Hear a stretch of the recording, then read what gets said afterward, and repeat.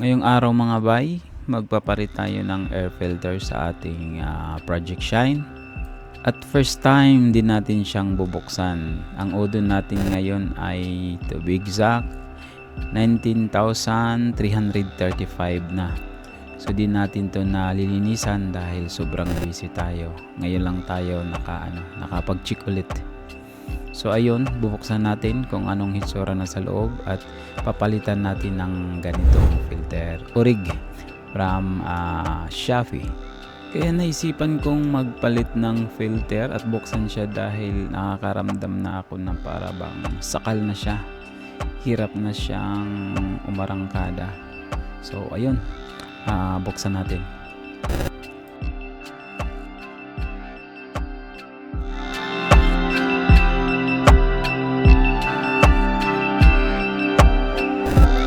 So ayun, ito yung hitsura ng 19,000 na first time na nabuksan. Grabe naman talaga. Yun, may mga oil pa sa gilid. Sobrang dominan niya. So kaya dapat lang talaga napalitan na, hindi na to iwawash. Tsaka hindi naman pala to siya washable. Sobrang dominaw. Parang nag-crumple pa yung part ng kulay red. So yan sobrang dumi na niya talaga. So kailangan tong linisan ng sabon. So ayun, nalinisan na natin yung cover at yung filter box at ikakabit na natin yung bago nating filter.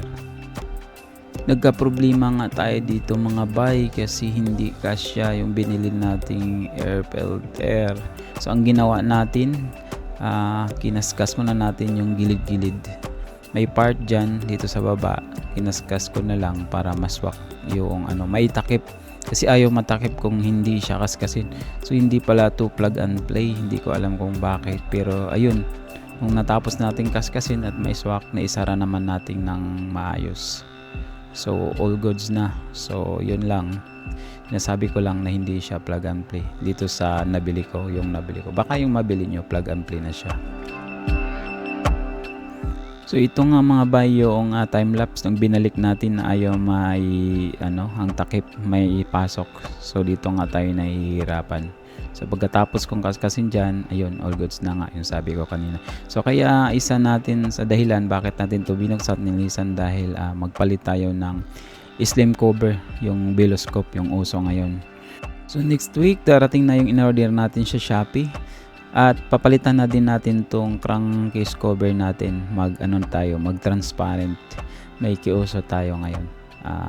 Dahil meron na tayong gamit pang linis. So panay na ang linis natin. Bumili tayo ng impact wrench.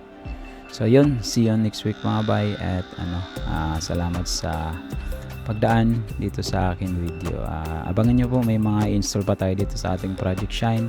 Next week bibili tayo ng TRC na shock kakabit natin sa ating Project Shine. So ayan nga yung isang motor natin, 0G. Hindi na natin atupag. So nagtatampo na yan. So next week, ayun, magkakabit tayo ng TRC shock at slim cover at crankcase cover para sa ating Project Shine.